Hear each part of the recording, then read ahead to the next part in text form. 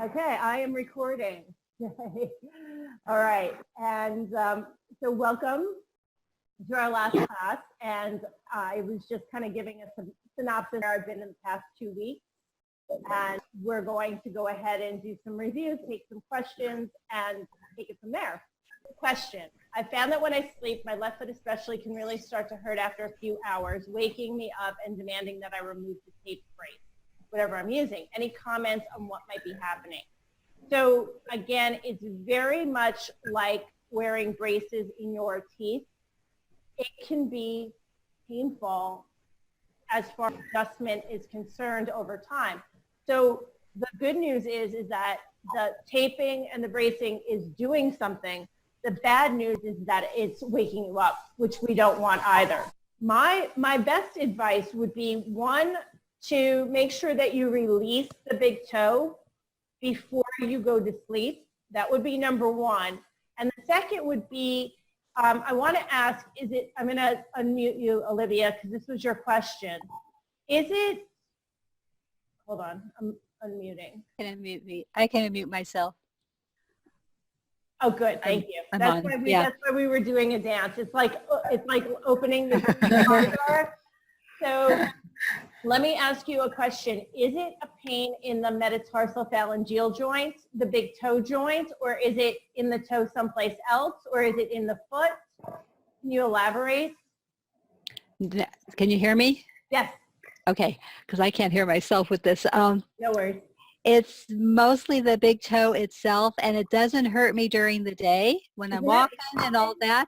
It's just, so I don't know if I'm pulling something in my leg in a different way or.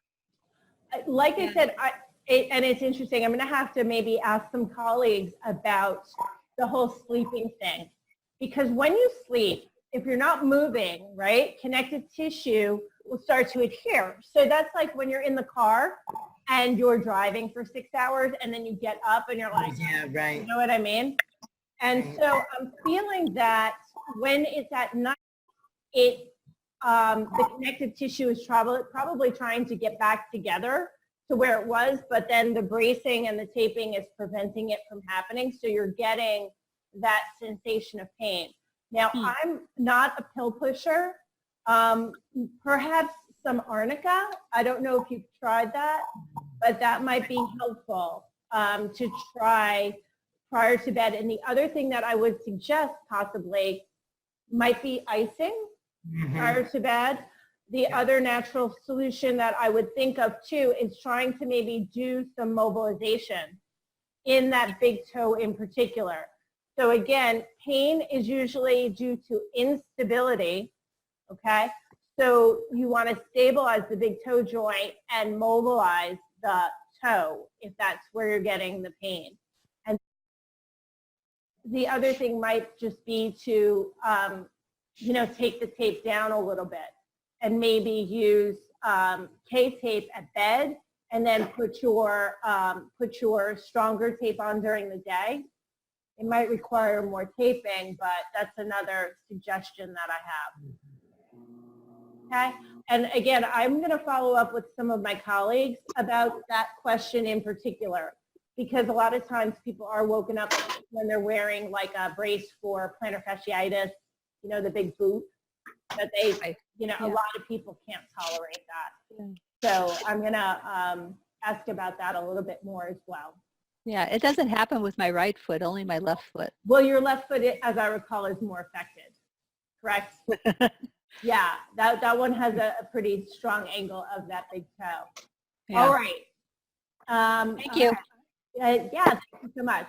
Okay, so heel really painful in a number of spots. If we find that there's more than one direction of the clock for tenderness in one spot, do we separate toe flexes for each hour of the clock that hurts, or rotate the eraser as we wiggle? That's a great question. I like doing all of the tender spots rather than the rotation. And the reason for that is that I find that when you hold something in a specific direction, you get the strongest and best release. So release that for say 5 to 10 seconds and then move to your other spot, release that for 5 to 10 seconds. Okay. and rather than going, moving around. I think there's enough things to do with the comprehensive core, much less adding another movement. So that was good. Okay, so here's another question. Experienced the same thing and found for me that placing my foot on the seat of my stationary bike because it's high to stretch the leg. Doretta, was that, I'm going to unmute you. Doretta, was that because you experienced the same thing as the person who was getting the pain with the taping? Yes. Okay, so elevation, Olivia, might be another possibility for you as far as that's concerned. What I found is when I put my foot up on something higher, like the bar stool or my stationary bike, I would get a full stretch all the way through my leg. And that would release the tension before I go to bed. And I do it in the morning too. Now, those nights where it was really painful, I would just get up and do it. Excellent. So that's a good suggestion. One other thing that I was thinking also is that I don't know whether you have a toe spacer, but if you go to get a manicure, the things that they put in between your toes, that might not be a bad thing to try to sleep with as well, to give that a shot. And that's a nice gentle kind of thing, and it is also spongy, so it might be another option for you. Okay, so then the question comes, thanks Doretta. Welcome. Okay. Then the next one is, where can I find the tan colored tape? Yes. It says, although I get to tell a lot of people about the bunion solution when they ask me about why I'm wearing tape. That's awesome. Yes, I've mentioned in my presentation yesterday to these podorthotists that it is a point of conversation. In fact, I wound up getting an assistant I was wearing tape and she was asking me about it. So it's awesome that you can educate people about kinesio tape, because I think it's really a great tool and something that I do recommend, not just for the bunion solution, but other things. In fact, I have a piece of tape holding my Band-Aid on my foot because I was walking to Manhattan yesterday. And your Band-Aids tend to move. So the kinesio tape is perfect. Why? Because it doesn't move, it's tacky, it doesn't irritate your skin, and it's waterproof. So the tan tape, to answer your question, your best bet is on Amazon. Okay. Yeah, they have a lot of different choices there.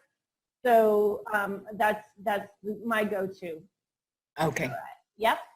Okay, now next question. Is there a connection between chronicity, inflexible muscle, and connecting tissue? Oh, chronically. Chronicity. Okay, chronically inflexible muscles and connective tissue. Good question. So the answer, I believe, something is inflexible for a reason. The body is not stupid. And nothing happens, in my opinion, by accident. And that's how I discovered the bunion solution and other things, because I said to myself, why? Why is this happening? People say, oh, it's idiopathic. And I'll quote a patient of mine who defined idiopathic as your doctor's an idiot and you're pathetic, which is pretty harsh. So, you have, and I don't believe anybody's pathetic, and I don't believe doctors are idiots, but I thought it was funny, and I wanted to share it because, again, I firmly believe that nature is so brilliant that nothing happens as a result of just chronic inflexibility. There's a reason. So the reason that muscles become inflexible, there's one. And I repeated this is one of my axioms of treatment, is that you need to have stability in order to have mobility. And the way that I explain that is, pretend I was going to scale a building, and I had my rope on the top of the building, but it wasn't fixed at a particular point. it's on, say, like clothesline or something unstable, I'm not going to be, I'll be all over the place trying to scale this mountain, and I will not be as efficient. That's the same thing with our muscles. So you need to have good core stability in order to have good flexibility. And that's one of the reasons why I'm a big fan of Pilates. When I started doing Pilates, I became more flexible even though I wasn't stretching. And the research shows that passive stretching is actually really not good for you. And my belief why is that it feeds into your instability. Well, okay, so what does that mean? It means that our body is going to achieve motion whether it is efficient or inefficient. The body's going to get it done, okay? It doesn't care how it does it, but it's going to manage because it's brilliant, right? So in some ways that's good because if we lose a limb, for example, the body will make up for that. Or if we lose a sensory organ, the body will make up for that by enhancing the other things that we have, compensation. So some compensations can be good and beneficial and other ones can be negative. So my other saying, I call these DL-isms, is that we are a manifestation of our compensation. So another reason that something could be chronically inflexible is because it's imbalanced. It's used too much. So another example I like to give is pretend that I'm trying to move a couch out of my apartment. And if I'm by myself, this is going to be a pill, right? But if I have 6 other people helping me, not so hard. So sometimes a muscle becomes inflexible and tender because I call it angry. Because it's going beyond what it is, what it's trained or meant to do. So again, we want to work a group of muscles, and again, the stabilizing muscles are most important.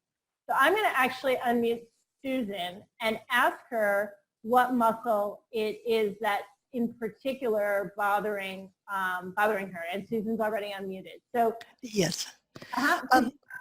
So the reason why I'm asking is when I did the rotational and other release, I forgot how we call it, on my lower leg and my upper leg, I got aware that I'm actually quite inflexible in both.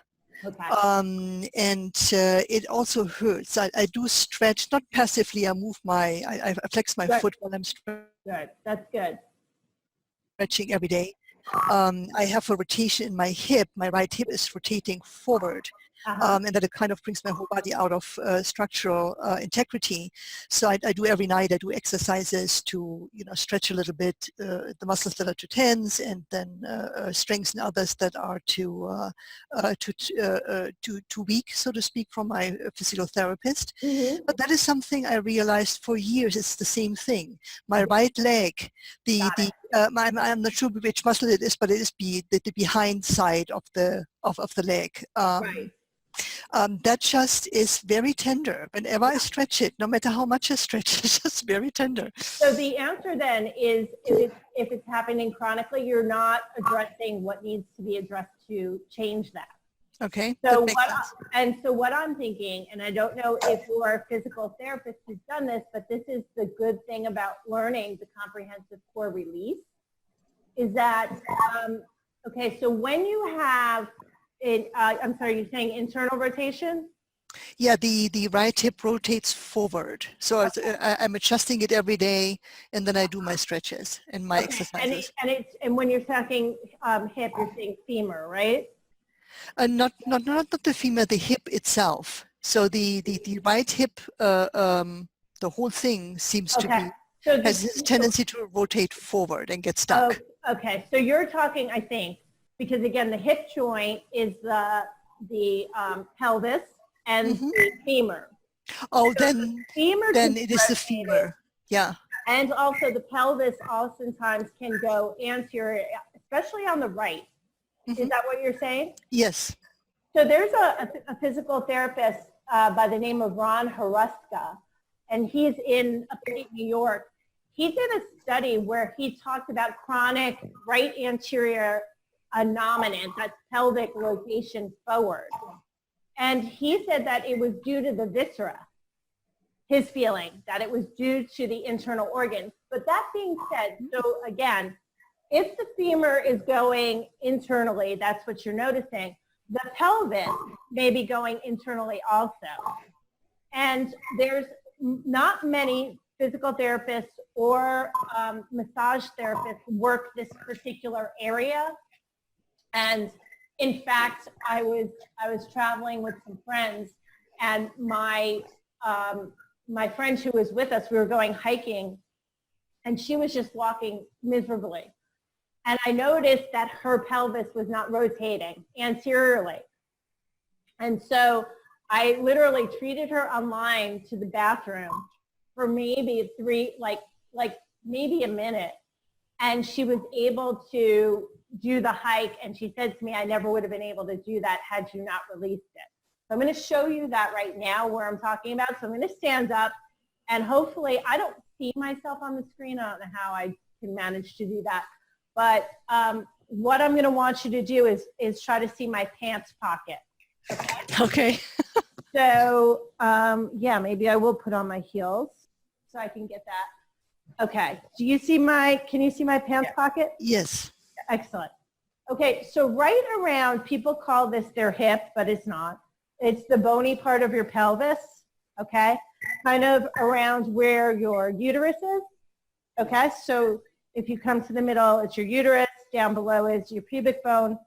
And then out, you feel that bony part. Some people call that their hip, but it's really an area called the anterior superior iliac spine of the pelvis. Now, there's a muscle that's just on the inside of that called your iliacus. And for many people, it is extremely tender, right? And yucky. Some people call it the iliacus because it really does hurt when you get in there. And you can go in and do your comprehensive, yep, I see the positive Kunsch test on you. So you might want to work on that right side, on the inside border of the pelvis, and even down to your pubic bone. It will also tend to be tight on a lot of people. And the benefit of working right along that pubic bone is that you can help decrease the likelihood of an inguinal hernia, because that's where your inguinal ligament is. And so a lot of times that's kind of part of prevention. So working the bony contours just like we did to the foot. And all you do is the comprehensive core release and see if that helps. Okay? Thank you. That is very valuable. Yeah, and I'm going to go ahead and show something else at the foot a little bit later as well. Okay. Thank you. Yeah. With the iliacus release, what would you move when you're doing the core release? Yeah, so you could do your knee in and out, works real well, or bend or flex and extend the hip. Okay. Yep. Again, you're limited by your creativity. You can use any sort of, again, it's a fairly bigger muscle, so you could even use a ball, like a medium-sized ball would be okay, but hands work real well. Okay, so here is another question. I'm still having trouble with the left foot and big toe leaning to the second toe. Yeah. Yeah, okay. All right. Leaning toward the second toe. All right. So again, what we want to do to help with that, I believe that there's a couple of things that need to be emphasized. One is going to be the taping of the FHB, the flexor hallucis brevis, as well as the abductor hallucis. So make sure you're doing both of those. In the bunion solution, I also showed two other taping techniques. One was the adductor hallucis oblique, which actually adducts the hallux, which means it brings it closer to the second toe. So I believe that you can take that into inhibition, meaning that you facilitate it to relax. And if you're having a strong deviation, and some of you do, very, very, very angulated, that might be a good solution. The other thing is that particularly with individuals who might have good flexibility in sitting, right, where they can move their toes really good, and then when they stand up, it goes, right? That's a compensation. And so that means that it's coming someplace else up the kinetic chain. And where that could be is a bunch of different places. And I think I alluded to this before, that like we were just talking about with Susan, is that it could be initiated at the pelvis.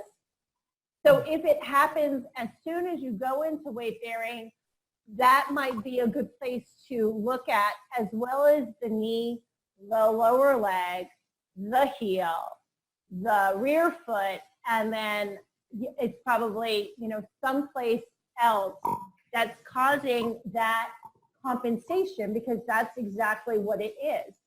Whatever's going on up the kinetic chain is out of alignment in a manner with which that is causing that big toe the need to grasp in that direction and function that way in order to balance. And that's the whole reason that we have compensations in our body, is to maintain balance, because no one wants to fall. And the second is to keep the eyes on the horizon. Those are the two things that the body will accommodate for. And like I said in my class the other day, you don't see anybody walking around with their head tilted. Unless they have, sometimes if they're deaf in one ear, they actually do that. But in general, you'll keep the eyes on the horizon. And because then you're going to be able to recruit the vestibular system optimally, which is really important for balance and orientation and unconscious types of things that are really important. So that is going to try to answer that, and we'll try to take a little bit more look at that today, where we're going to look at now you have a release at the pelvis. And then we'll also take a closer look at what's going on, again, in the lower leg and the knee to go ahead and maintain alignment. Let me ask, I'm going to unmute you, Doretta, and just ask if it's, all right, I can ask you if it is, now I lost my question.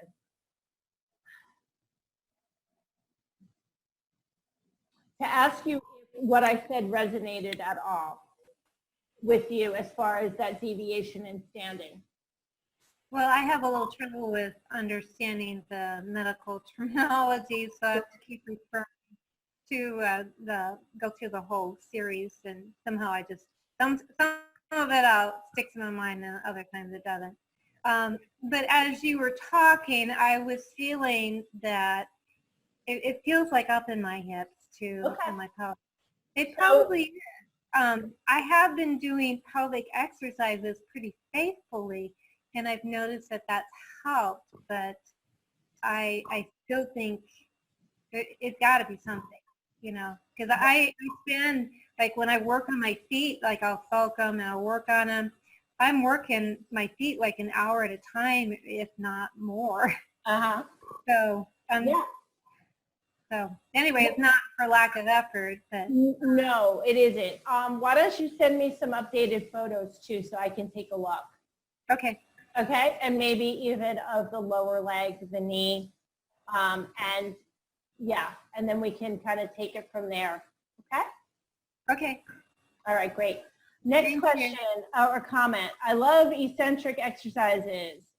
Each 23 to 25 minutes each session with Miranda Esmond White TV streaming. So there's a shout out to her.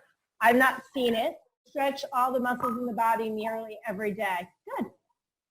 I really like I really encourage people to find what works for them. And so if there's something out there and it looks interesting, try it. You never know. I never in a million years thought I'd like hot yoga or yoga period. And I just really got into it. I'm still shocked that I enjoy it as much as I do. And so, you know, not just with your exercise, but with your diet, with a lot of your life. Figure out what works for you, and because it's not going to be the same for everybody. And just understand that and don't get discouraged because your answer is out there. And I know that for a fact. What happens, unfortunately, is that people will continue to do something that's not working. And again, I wouldn't even include this in my program. If it's not working for you or you're not seeing results, then again, reach out to me and we'll see if we can figure it out together. Or sometimes you're going to need to understand that it's going to take a long period of time because the dysfunction has been going on for a long period of time. And again, maybe we need to figure out what I call is the driver. What's driving your bunion? And when we can figure that out, that's when things can also take a turn for the better. So we mentioned a lot of drivers in the class, and I believe that there are more out there that, you know, like I said, now introducing the pelvis. And so we'll take a look at how that might impact as well. Right. Can we review the taping techniques once again? Yes, we can. And if that's where we're going to start, I think what I'm going to do is talk about the, and the other thing, guys, you have all these videos in your membership page for sure. So go back to them. I've taken a lot of time and effort to try to make them really, you know, really good with my, you know, with the person who shoots the videos. And so, and close up and descriptive and that kind of thing. So I don't know that we'll be able to get to all of them, but I can go ahead. The videos on the membership page are fantastic. Thank you. Yeah. Yeah, thank you. So, you know, again, know that you have those to go back to, especially even the ones that are not as part of the lab. Okay. Understand too that you're not going to do anything incorrectly, okay, or anything harmful with this program. Again, there's no way to do it in, you know, kind of harmfully. Some people will get better techniques than others, and again, it kind of just takes time to learn it. So be patient with yourself on that. Is there a particular taping technique, Suzanne, that you really wanted to review? Let me see if I can unmute you, Suzanne. Yeah. Yep, I gotcha. Which one, was there one or two in particular that you want to review? No. All of Well, them. you just said about the AHD DL. Yes, the AHB. Yep, the abductor. I'm sorry. The Wait, I wrote it down. Yeah, the ABH. AHD. It's the when you were saying that some of us no have problem. it. Yeah, it's the FHB and the ABH, or the other ones that I mentioned that I didn't go over. Are those the ones you're looking for? They're the ones you just mentioned for those of us who Yeah, have a pretty the good angle. the adductor hallucis oblique and the adductor hallucis transverse. Were those the ones? The ones that I said were pulling the toe in? Yes. Aha, yes, okay. Yeah, I can go through those, and I can also get those on the videos. They were in the initial bunion solution video, so I can certainly get them up pretty quickly, and then probably do a refilming of them, depending on how I feel they look. Okay, thank you. Yep. Yep, no problem. Okay, so yeah, I think it'd probably be better to do it that way than to do it here, I'm thinking. But we'll see. All right, anybody else before I get started? So one other thing I think that I was thinking about, and again, you know, now that we're kind of at the conclusion of the master's class, and I will say, if I do this again in the future, you will all be invited for free to join it again. So if I do another class like this, and I might, because I have really enjoyed it, you know, you will have access to that for free, absolutely. So one of the things that I want to just talk about is, so in retrospect, you know, if I were to do this class again, what would I do differently? Or how would I do it better? Because everything is a learning experience. So one of the things I was thinking about was the tracing, for example. And what I'm thinking is that with the tracings, a lot of you did great because you did comparisons, and it's good because I have an assistant who can then put it on Photoshop and we can look at the differences, which is awesome. But what I was thinking is that you kind of trace over the same points over and over again with possibly different colored pens, or in a way that you could kind of, you know, notice changes. And so I said to myself, okay, well, how could we do that where it would be consistent? How do we make it consistent? So the answer that I came up with was actually, and I'm going to show it to you, I have Gwen here, and I'm going to show it to you, was actually my answer is to go ahead and get a line across the heel. So that way you can line your heel up each time and make sure that the heel is lined up, and then go to the 3 points. And that way it's kind of like, you know, fitting in a something. But going ahead and kind of creating a different basis to go ahead and make sure that you're aligning each time. And then same thing with the medial malleoli. It's taking, you know, trying to get that lined up also, because it's typically in the forefoot that we have the differences. Although, you know, the program really addresses everything. Okay? All right, so I'm going to go ahead and show that to you with Gwen. Place the piece of paper underneath her foot. And then what we'll do is we'll just take a pen, and do you want to do it or do you want me to do it? And just go ahead and trace around her heel. So that we get a sense every time of where we need to mark. And then we drop down at the malleoli, and then the top of the arch, and then at the butt, and then at the tip of the toe. And then we have we connect the dots. Okay? So that way we have a standard kind of thing each time, so that she can go ahead and back and line up, and then we'll come down and take a look. All right.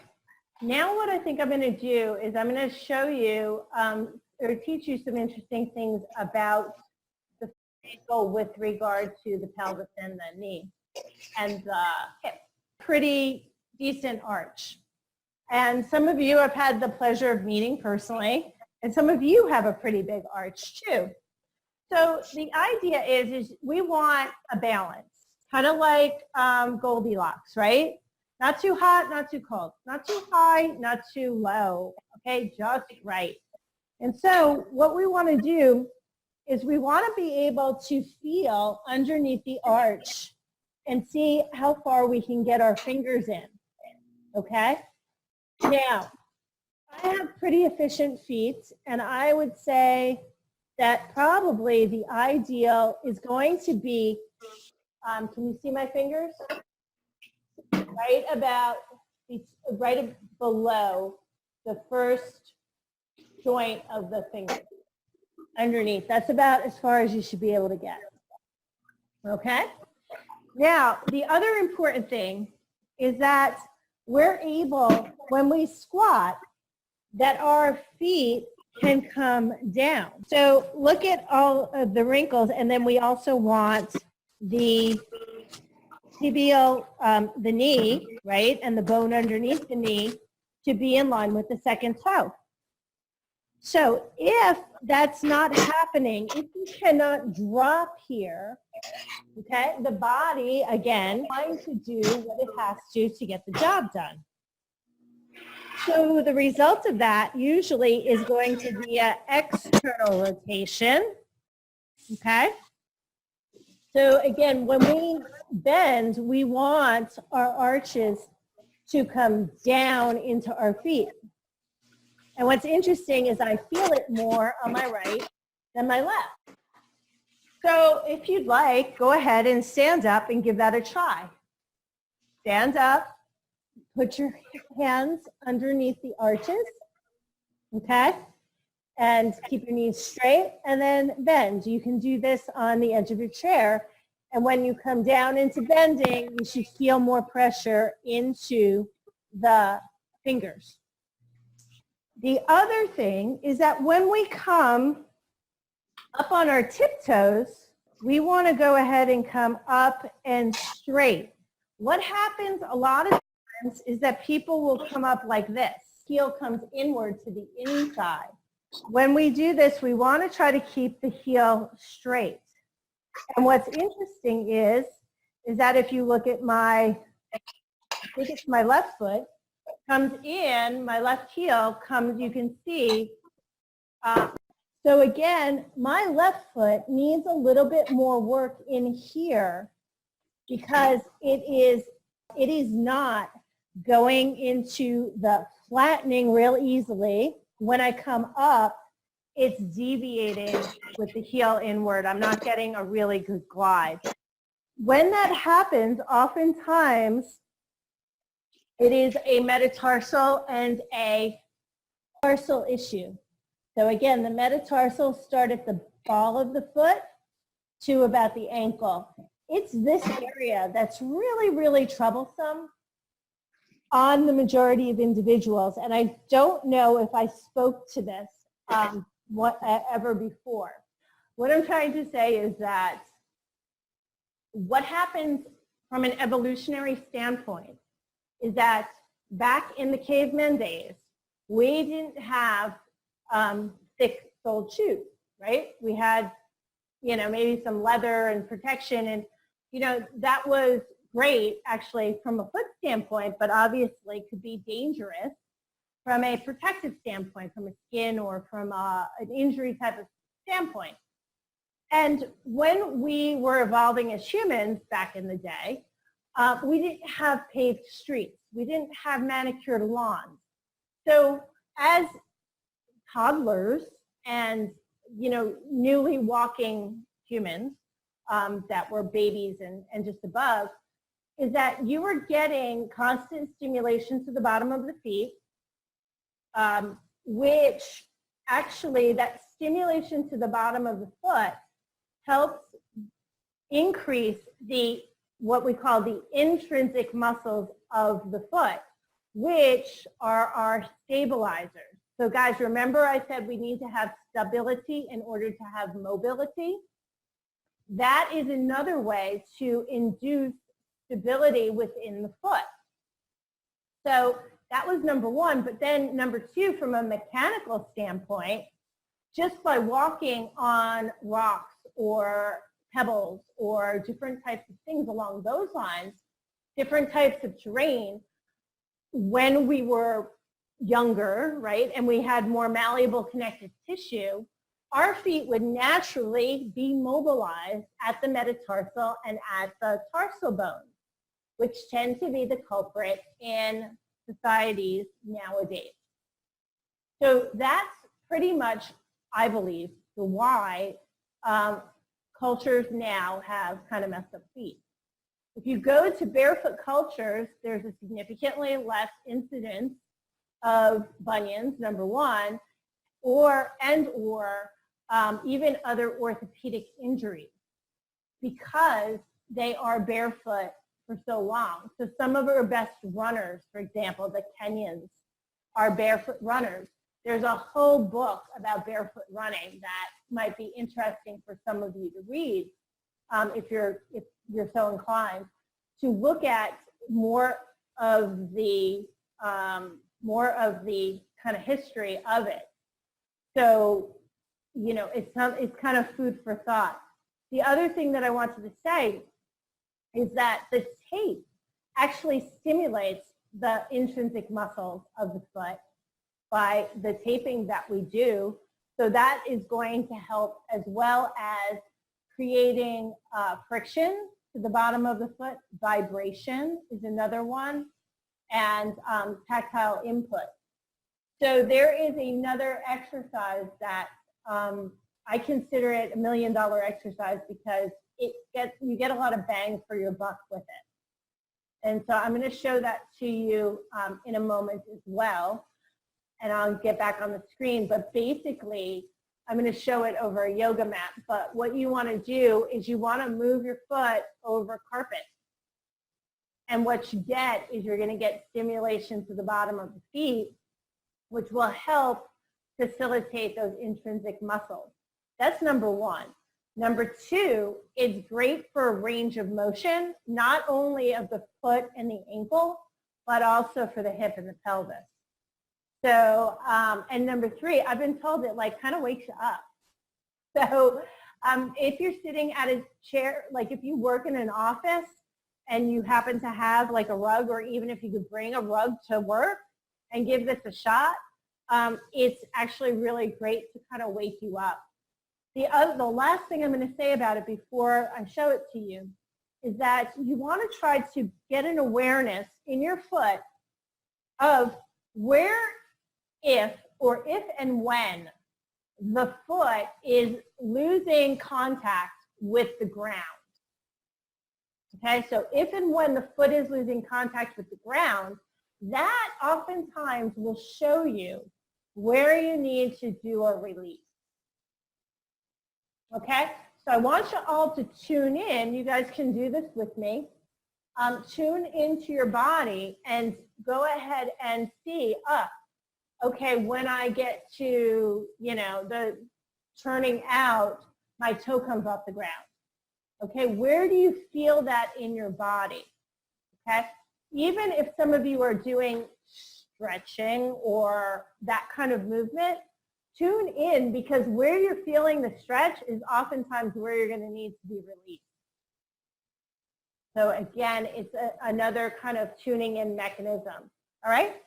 Okay, so very simply, guys, it's moving forward and back, forward and back, forward and back, and forward and back. Now, if you're looking at my toes, see I'm staying on the ground here, right? I could also try to go back as far as I can and see where my heel comes off the ground. Then from after forward and back, I'm going to go into circles, kind of like a breaststroke. And this is, can you put a foot on this mat? Perfect. There, like that. I come off the ground, not due to the mat. Okay, so let me go back to the forward. Look what happens to my toe at the very end. It kind of turns in, doesn't it, right? So I get good contact, and then yonk, right, at the very end. So actually what that tells me is that there is a dysfunction in the big toe. So the further away that the compensation happens, the further toward the tip toes is the problem. So if my toe deviated like right here, it's going to be a problem probably mid-calf. If it deviates like right away, it goes pretty much from the knee down, or from the back of the knee down. So be aware of that, guys. And if you look at my toes, which are like, again, kind of all blistered up, what's kind of interesting, I think, if you look at the shapes of my toes and then you think about the strap that I'm wearing, if my toes were really in better alignment, I wouldn't have that friction there. So because if you're noticing, my right toe is deviated or rotated a bit toward the other foot. So what happens when a toe is rotated? Well, it's higher on this part than this part. Well, where's my blister? Right there, right? The other foot, I have the blister kind of, it's right here. And what happens to my toe? It curls, right? So, and at the heel. It tells me actually when I'm lifting up, that heel comes in. It's coming in when I take my step, and therefore I'm saying what? Irritation and breakdown. Those are some things that another kind of food for thought. So I believe, guys, actually, I owe you some bonus exercises for balance.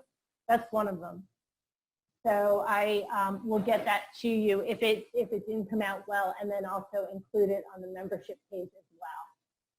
So a really great exercise to kind of tune in and see where the compensations occur.